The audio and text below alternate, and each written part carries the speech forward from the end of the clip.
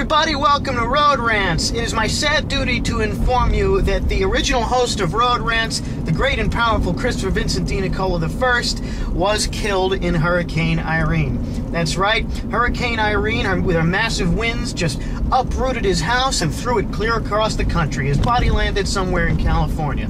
But that wasn't much was to be expected. After all, the entire eastern seaboard has been completely destroyed by Hurricane Irene, and there is no life left on the right side of the country. Now, you might be a little bit skeptical of that, since it may appear that I am the great and powerful Christopher Vincent D. Nicola I, and I'm driving around in New York at the very moment.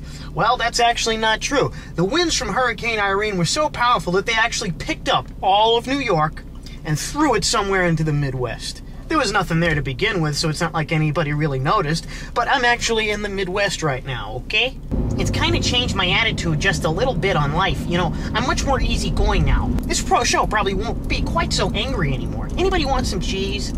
And one more thing, an obvious thing. You might think, hey, aren't you Christine Nicola? How could you be dead if you're telling us about your death? Well, I'm actually a clone. I'm a clone of the great and powerful Christopher Vincent D. Nicola I. That's why I'm the great and powerful Christopher Vincent D. Nicola II. I'm cloned, and there's going to be more of me, too. There are a lot of clones. Chris had a lot of clones of himself made. Thousands, and they're still making more. The clones are making clones of themselves. Clones of clones. Their DNA may get a little bit unstable, but it's okay. But anyway, yeah, he's going to make thousands and thousands, eventually millions and millions and millions of clones, and what they're going to do is they're going to put together an army and take over the world and replace the population of the world with clones of Christine Nicola. That's what's going to happen, because that just seems to be about the only way that the population of this planet is going to be anything but a bunch of f***ing pussies!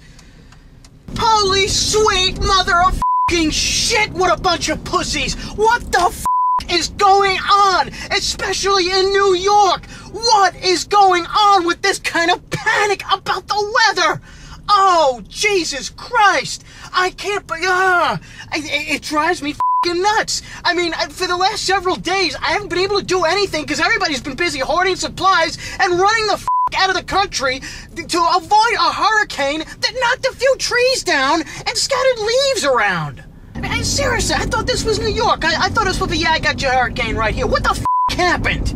This may seem a little bit similar to my rant about the snow, when people panic when it snows, and you might be thinking, oh gee, D. Nicola, it's a hurricane. Can't you be a little understanding? Yes, I can be a little understanding that people are a bit fearful of a f***ing hurricane, okay? All I've been hearing for the last several days on the news is that this was the worst hurricane that we're ever going to see in our lifetime, and it's going to completely annihilate all life on one side of the country.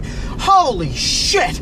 I knew from the very beginning that there was going to be no major damage, there was going to be no major loss of life or anything like that. I knew it was just going to be some wind and rain, and I was right, as I always am, and yet the entire f***ing city is shut down.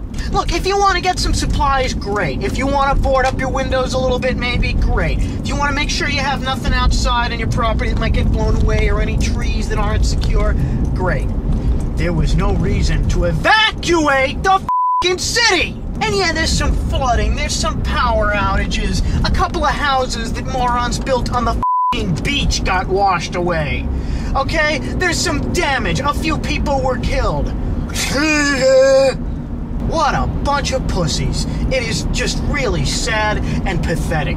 It's one thing to take precaution, it's another thing to shit your pants when nothing's even f***ing happened yet.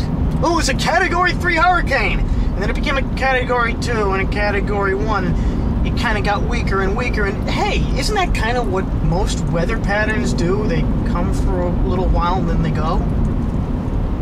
But, you know, I can't just place all the blame on the people for being pussies. It's fed by several different outlets. First and foremost, the f***ing media, okay? All I've been hearing about on the news, on TV and the radio, whatever, not that I watch them actively, but other people around do, all I've been hearing about is how much death and destruction there was going to be on account of this hurricane, okay? And it's all I've been hearing. Nobody will say there may be some damage, but let's not panic. Because panicking is one of the key things that the media is supposed to cause. Media is supposed to whip people into a panic.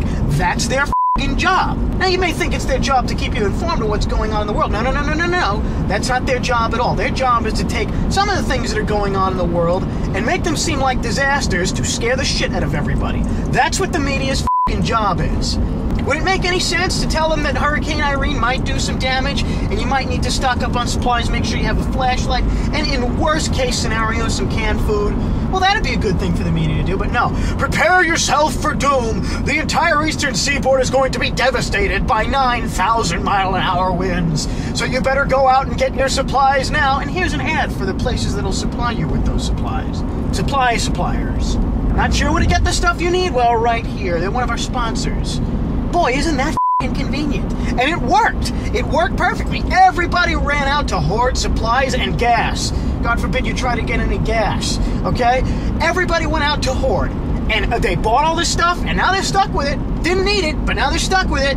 They did their job. They made money for their sponsors. That's all it is. That's all this mass hysteria shit ever is. Okay? They whip people up into a frenzy and they get them under control, get them to do what the government, above all else, wants. Now, I'm not one of these conspiracy theory lunatics, but let's face it, the government is a business. Business wants to make money. The government is really in control of the media. The reason the government is in control of the media is because money controls everything and the government has all the money because the government is run by the people with the money.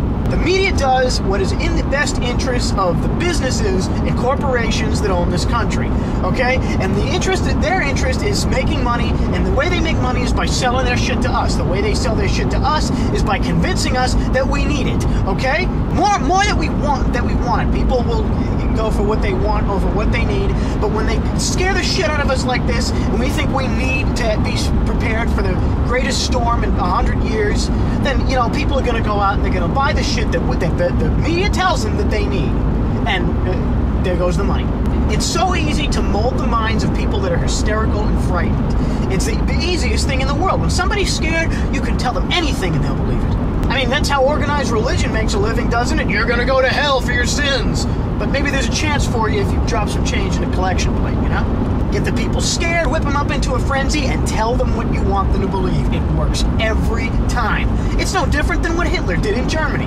Whip people up into a frenzy, tell them what you want them to believe, make it sound real good, and they will buy it. And, you know, it all goes back to the fact that people are just stupid, and it's not too hard to get stupid people to believe the shit that you're selling. I'm not going to go into anything like, can we stop trying to whip people up into a frenzy media? Because I know they're not going to do it. Because then they won't make as much f***ing money. Scared, ill-informed, ignorant people are submissive. And that's exactly what any ruling class in any society wants. And speaking of ruling classes, I always find it interesting when people actually look at the government like the government is going to f***ing do anything, okay? Really, what do you need from the government in a hurricane? Let's say that this really was going to be a massive disaster, just a horrendous just wave of destruction brought on by this hurricane that was going to tear up the entire eastern seaboard. What exactly are you expecting the government to do for you? You have your insurance? Okay, get the f*** out of the path of destruction. Do you need to be told that? People still talk about Hurricane Katrina. Oh, the government didn't do enough. What do you want them to f***ing do? Show up at your door with a limousine to get you out of the area? If you stay around in a hurricane and you get killed, cleaning up the damage afterwards is one thing, but seriously, what are you looking for from the government when there's a natural disaster? It's not a government disaster. The government is a disaster. It's a natural disaster. Mother Nature's the only one who can help you. Okay? You have to be friends with Mother Nature. I am. Mother Nature is quite often my only friend. Mother Nature and rock and roll. So, you know, I'm not too worried about stuff like this because even though Mother Nature gives me hardships occasionally, those hardships have made me into one tough son of a bitch. I can take anything. And when, you know, if she does decide to smack me around, that's cool. I don't begrudge her that. For the most part, she's been good to me. She owns this place. I don't. I just live here. I'm glad to live here. I'm trying to do any damage while I'm here.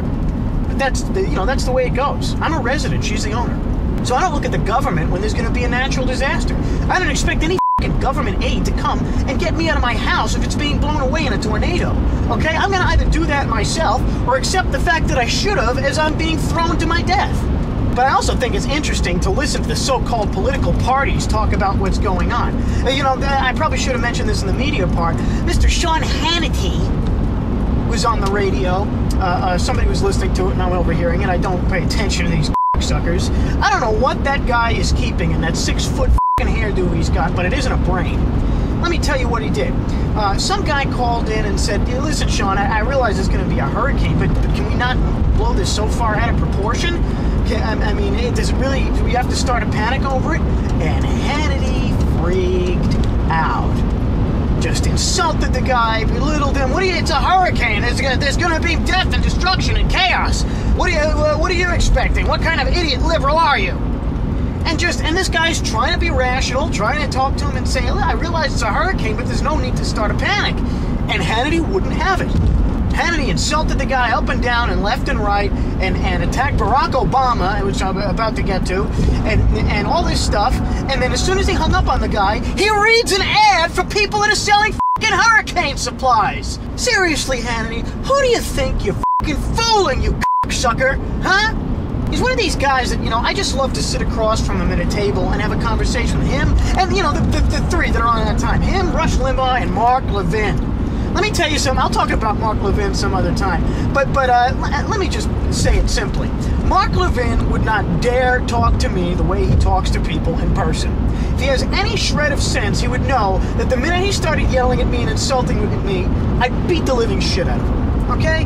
And he would not do it. You know what that's called? Being a f***ing coward.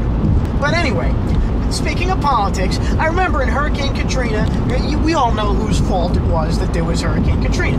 George Bush. It's his fault because, he cut a deal with Mother Nature, even though humans can't do that. We've been trying to for a long time. It doesn't work because, like I said, we just live here.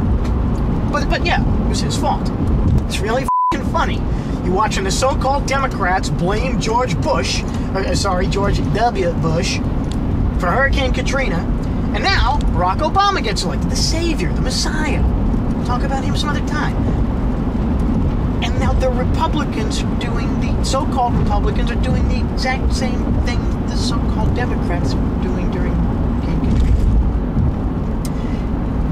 You really, seriously, people, if you think there's any difference between the two political parties, you're stupid. And I knew it was going to happen, too. I knew the minute I heard there was going to be a hurricane here, people were going to be pissed at Barack Obama for not standing on the f***ing beach with a blow dryer trying to blow the hurricane the other direction. It's his fault. Oh, what a pathetic f***ing world we live in. What happened to this country? Everybody's looking for someone to blame, even when there is no blame. Okay? You don't blame Mother Nature for deciding to have a hurricane. It's just, that's the way she calls it, okay? You either deal with it or you shut the f*** up. We're always looking for someone to blame. Doesn't matter who it is, as long as it's somebody that isn't us. God forbid we should take responsibility for anything. Listen, people, if you're in a hurricane area or a tornado, a place where there are a lot of tornadoes, natural disasters, or if you've decided to build your house on a river that floods every year, you can, you go ahead and do that, but don't f***ing complain. If your house gets blown away, that's the way it goes. If you were in the house and you didn't move your valuables and you end up losing all kinds of money on the destruction and everything, or people in your family get killed, that's your responsibility. Because what the f*** were you still doing in that house?